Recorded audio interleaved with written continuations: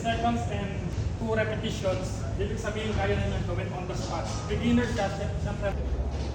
Tapos plank, 15 seconds. Chop, hindi muna yung pataas. Kasi naka-regress siya eh.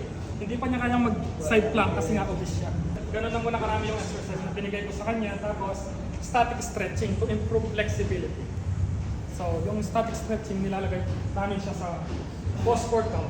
Sa week 2. Sa first week kasi, automatic yan. Mag-adjust yung katawan mo dyan eh. Para rin masakit dyan. Kinabukasan. Like mga clients natin everyday na first time sa gym. Bukas automatic yan masakit. Ganun yun. Yung iba nilalagnan pa. Pero dahil nga 5 years na siya, hindi na rin niya ganun pa parang iniintay ko na lang yung sakit.